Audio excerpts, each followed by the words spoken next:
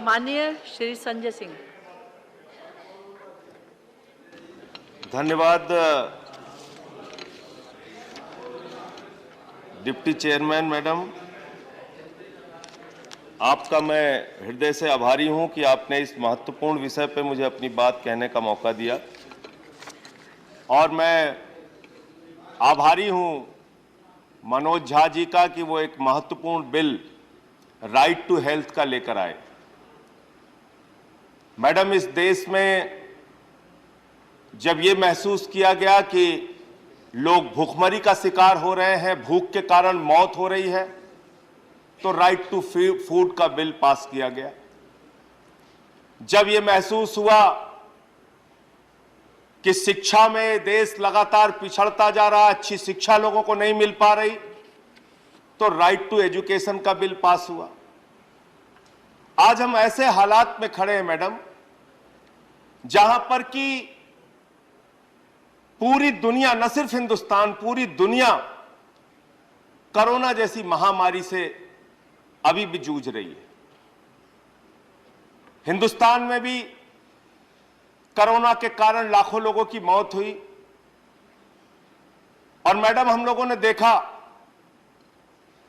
कि उस कोरोना के कारण जो गरीब लोग थे, जो किसान थे, मजदूर थे, सैकड़ों किलोमीटर तक पैदल चल के अपने घर गए।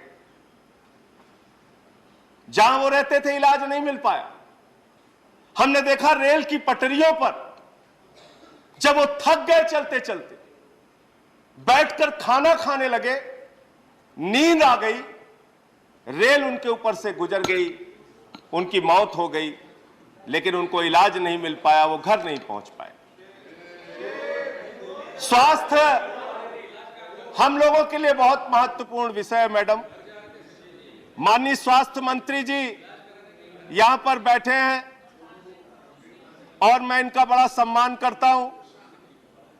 स्वास्थ्य मंत्री जी ने पिछले दिनों एक बड़ी पहल की और ऐसा करना चाहिए, बाकी मंत्रियों को निश्चित रूप से इनसे सीख लेनी चाहिए।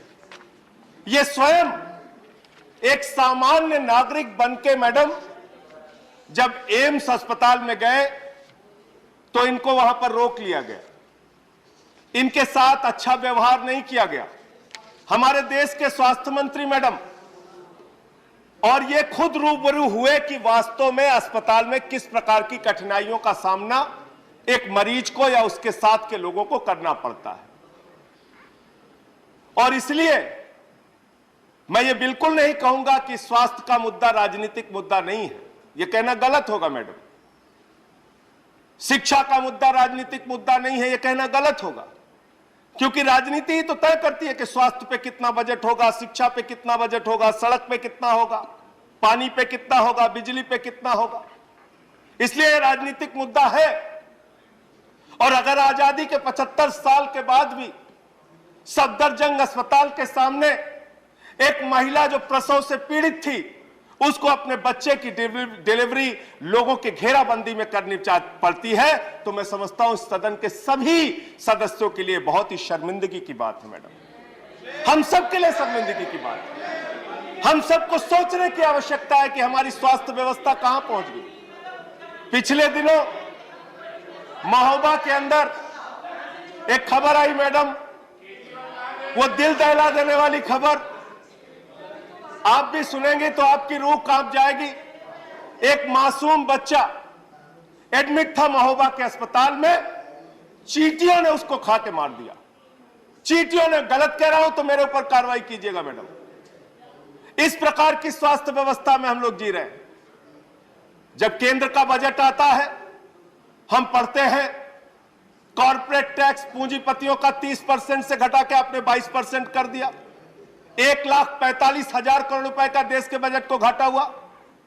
जब हम स्वास्थ्य का बजट पढ़ते हैं तो पढ़ते हैं 2%। यह हमारी चिंता है स्वास्थ्य को लेकर। यह हम करना चाहते हैं देश में स्वास्थ्य का विकास। और आप बार बार यहां पर कह रहे हैं हमारे सत्ता पक्ष के माननीय सदस्य कि भाई ये तो राज्य का विषय है, ये राज्य का विषय है, ये राज्य का विषय है। तो मैं आपसे कहना चाहता हूं कि स्वास्थ्य राज्य का विषय है, तो भैया ये बता दीजिए राज्य सरकारों को गिराना किसका विषय है? विधायकों की खरीद फरोख्त करना किसका विषय कंक्लूड है? करिए प्लीज, कंक्लूड मंत्रियों का पद प्रलोभन देके सरकारों का गिराना किसका विषय है? चर्चा। ये बता दीजिए। माननीय सदस्य, मैडम, माननीय सबको सदस्य मौका प्लीज दिया सुनिए। गया, मैं खत्म कर रहा हूं। माननीय सदस्य, चर्चा जारी रहेगी, मैं खत्म कर रहा हूं। चर्चा जारी रहेगी। तो मैडम कंक्लूड कीजिए। मैं संजय जी, टाइम इज बताना अप। चाहता हूं, दिल्ली में एक सरकार चल रही है और उस सरकार के मुख्यमंत्री केजरीवाल जी ने शिक्षा का बजट 14% रखा। 14%। सबको मैडम, सबको बोलने का मौका मिला, मुझे भी अपनी बात कहने का मौका। 14% दिल्ली का अगली स्वास्थ्य डेट बजट पे है। आपको मौका मिलेगा, नेक्स्ट उसमें मौका मिलेगा। प्लीज बाइट अप बजट ही बता करिए। रहा हूं दिल्ली का। Bind up दिल्ली का करिए, स्वास्थ्य please. बजट 14% है। मोहल्ला क्लिनिक Special 520